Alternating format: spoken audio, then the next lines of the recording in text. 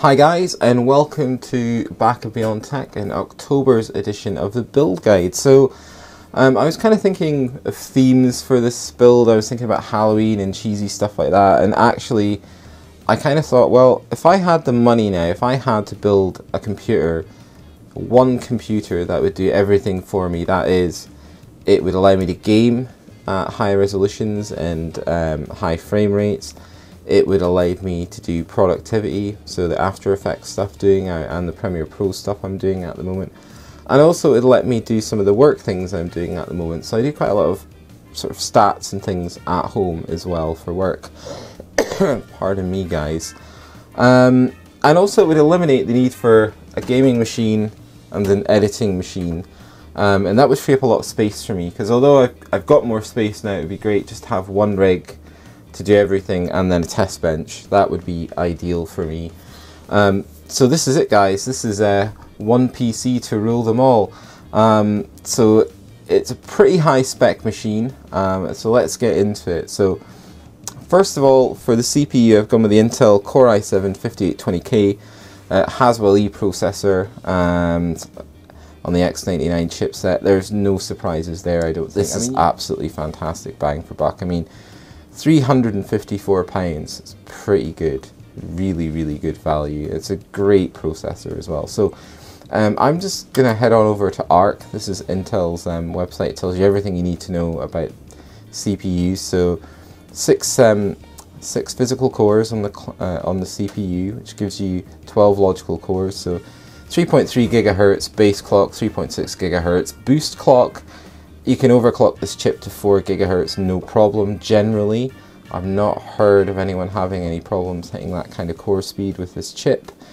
It's got 28 PCIe lanes, which is great if you want to take advantage of NVMe drives and things like that, and also SLI. Interestingly enough though, I didn't realize Intel only technically supports up to 2133 megahertz DDR4, which is odd. I'm sure that can't be right. I'm sure this chip will support faster memory speeds than that. And a good thing as well, it also supports up to 64 gigabytes of DDR4 there. So you might not agree with my choice for chip there, but if I had to build this PC now, this is what I would go for, definitely. I think there's a lot of value in that CPU. For cooling, this is just my stock staple. I love these things. This is an absolute beast air cooler. It's super quiet. Noctua NHD15. It is the king of air coolers. It'll cool that i7 no problem. It's also very quiet, and I quite like the industrial look of it. I quite like, a lot of people don't like these beige and white fans, but I quite like them. So it's absolutely a monster heatsink in 2 fans. I'm running a Noctua in my gaming machine. I've been running that CPU cooler for about 5 years now. It's been through a couple of PCs, and yeah, absolutely no problems. Solid as a rock, very quiet. Running one of these, I mean, when you can buy something like this for, what are they quoting here, £67, and you can probably find them cheaper online if you really wanted to. I don't see the need to go to an all-in-one solution or a full custom loop solution for cooling. I just don't think you need it, basically. So that's for me. That's to try and keep the cost a bit more sensible. Motherboard, I've gone with an Asus X99 Deluxe 2 ATX motherboard. It's just fantastic. At £340, this board is just amazing value. It's verging between the kind of high-end prosumer, if you like, and workstation grade boards.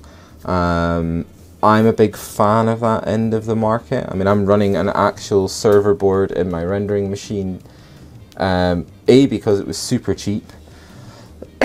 Pardon me, I got very lucky with the deal on that board, but also because of just the built-in functionality, like the built-in RAID functionality and things like that. You know, so I'm a real fan of these workstation type boards. I mean, it's not a workstation board, it's not quite there, but it's getting there, and it's absolutely fantastic. It's just so packed with features. It's unbelievable. I mean, it'll support up to 128 gigs of DDR4 all the way up to 3,333 megahertz, which you don't have to worry about. It is quad channel memory. SLI and Crossfire, no problem.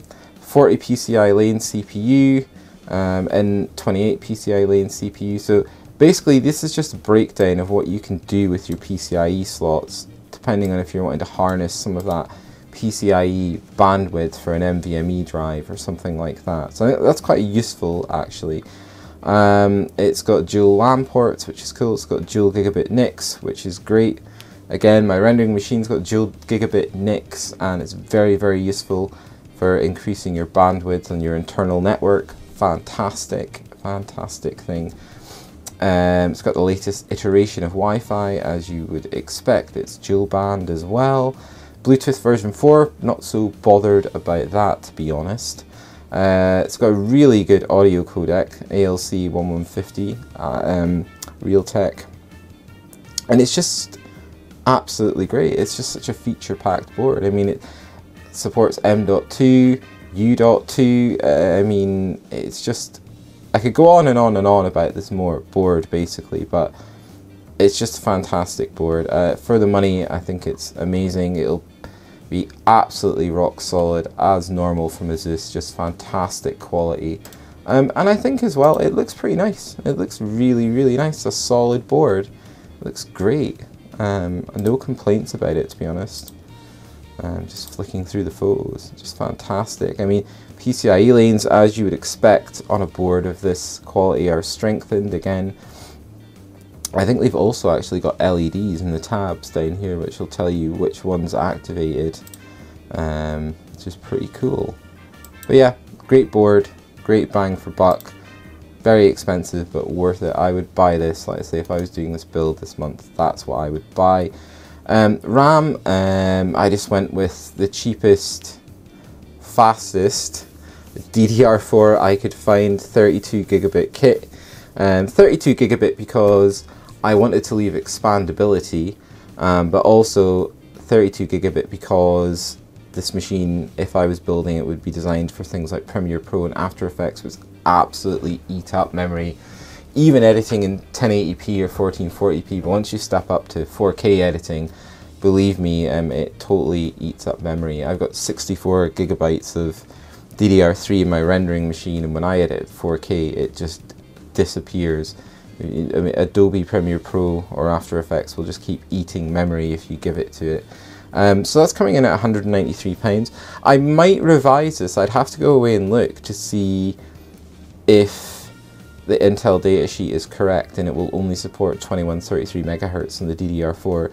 Because if that's the case, there's no point spending money on DDR4 3000 and bring the price down a little bit. So yeah, 32 gigs I think is a solid amount of memory for a kind of gaming slash workstation machine. So let's go to storage. So quite a lot of storage drives. So obviously I had to get an M.2 drive. There is no point building a machine like this without an M.2 drive. So I went with the Samsung 950 Pro M.2 drive. I think I went with the, I have to go back to this tab, sorry guys, yeah, 412 gigabyte model.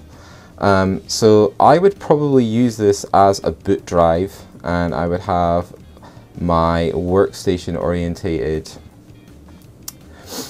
programs on this drive to take advantage of those ridiculous read-write speeds. I mean, like sequential read speed up to 2500 megabit per second and sequential write speed up to 1500 megabit per second. So definitely M.2, you want it in a machine like this. Super fast storage at a reasonable price, £287. This is going to seem slightly odd, but I've gone also with a Samsung 850 Evo series 250 gigabit drive for £84. Now, that SSD I would use as temporary storage for things like Premiere Pro and After Effects. So you're not working from this drive all the time, but you're still working from a fast drive. So this would be your kind of like working drive slash scratch drive. so that Premiere Pro can really harness the speed of this drive and the speed of that memory together, so you're not getting any lagging between the different parts of your system. And then good old faithful Western Digital Caviar Blue 1TB drive, just for mass storage for games or applications that you don't use a lot. That would be the breakdown I would use. You might choose to do it differently, but that's what I would go for. The graphics card was kind of a hard one, because normally I would go with an NVIDIA sort of whatever 970, 770, 1070, so for bang for buck for video editing and for gaming. But as this is an all-out ultimate build, I just thought, you know, sod it, let's see how much 1080s are going for. So this is the cheapest AIB 1080 I could find at the moment. Like I've said before, I'm not a fan of reference designs, not because they're terrible coolers, just because they're generally loud, and I've never had to build in a small form factor. If I was building something like this, say in a mini ITX case or an MATX case, I might consider a reference design cooler, but this is going to go into a full tower, this build, so I just thought, no, I don't need to worry about that. So I've gone for the Gigabit GeForce GTX 1080 WindForce OC card.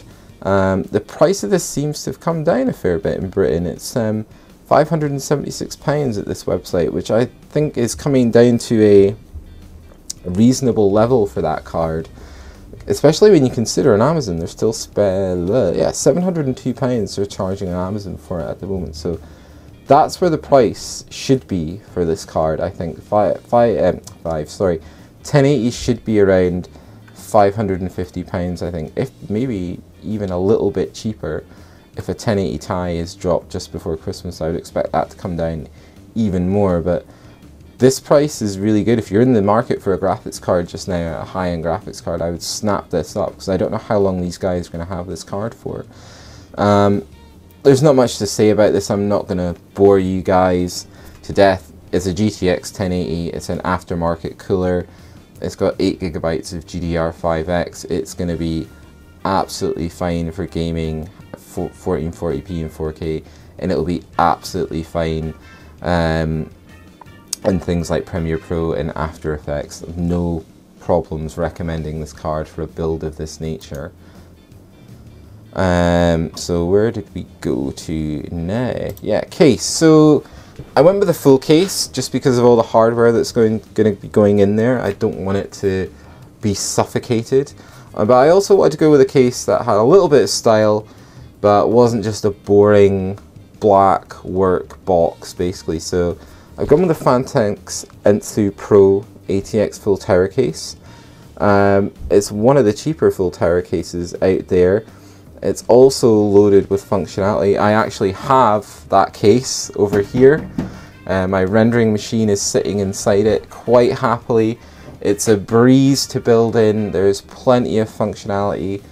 You can fit a ton of drives in it. It's got, I can get the other. So I've taken out one of the drive cages. So it's got 2 of these in it.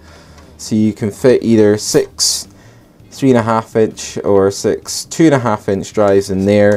It also has 2 2.5 inch drives on the back of the motherboard tray, from what I remember.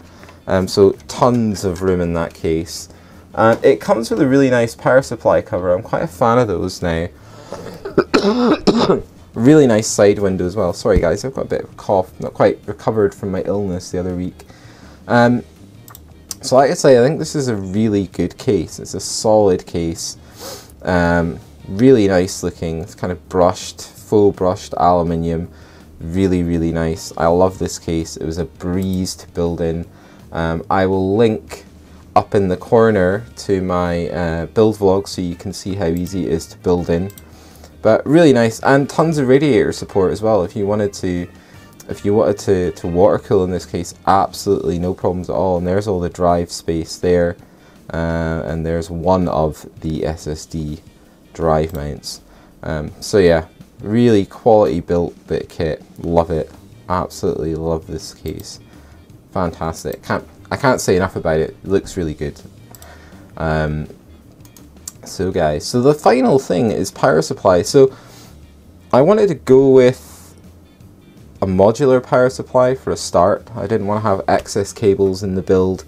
And I also wanted to go with a power supply around about 750 watts, which I know is too much for this build. This build does not need that much wattage, but I want to leave a bit of headroom for expandability in the future. And also I would prefer to have a gold or a platinum rated power supply. So I think I've lucked out. I found a Silverstone Strider Platinum 750 watt 80 plus certified fully modular power supply for £121. Absolute bargain. Silverstone are a great manufacturer. They're highly regarded. This thing is going to do a fantastic job. Modular cables are a plus.